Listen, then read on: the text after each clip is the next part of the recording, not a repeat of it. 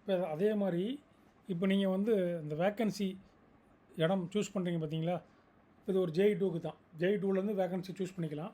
இப்போ இதில் outsource circle Kadamparai choose பண்ணிட்டோம். மொத்தம் 4 போஸ்ட்டு 1 வேக்கன்னு காமிக்குது. இதில் வந்து நீங்கள் அப்படியே ஸ்க்ரோல் பண்ணி வந்தீங்க அப்படின்னா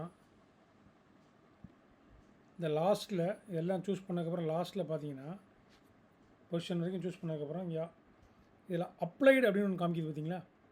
இது என்ன மீனிங் அப்படின்னா அந்த போஸ்ட்டுக்கு உங்களுக்கு முன்னாடி ஆல்ரெடி 2 பேர் அப்ளை பண்ணியிருக்காங்கன்னு அர்த்தம்.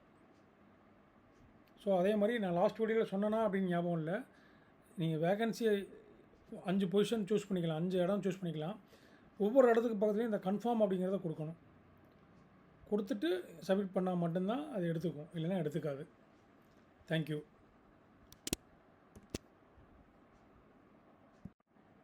இதில் பார்த்தீங்கன்னா இது ஒரு ஏடிக்கு அப்ளை பண்ணுறோம். நார்த் சென்னை ஸ்டேஜ் 3 அப்ளை பண்ணியிருக்கோம். அங்கே 2 போஸ்ட் இருக்குது. ஒன்று டெக்னிக்கல் சர்வீஸு. அந்த டெக்னிக்கல் சர்வீஸுக்கு பார்த்தீங்கன்னா அப்ளைட் அப்படிங்கிறது 0. அந்த போஸ்ட்டுக்கு இது வரைக்கும் யாரும் அப்ளை பண்ணலை அப்படிங்கிற அர்த்தம். இப்போ இது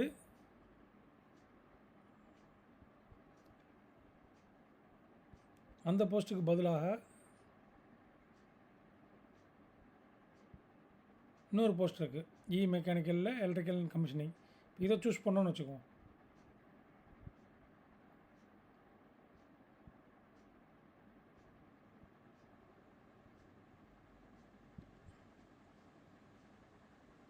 இப்போ இதை சூஸ் பண்ணோன்னு பாருங்கள்.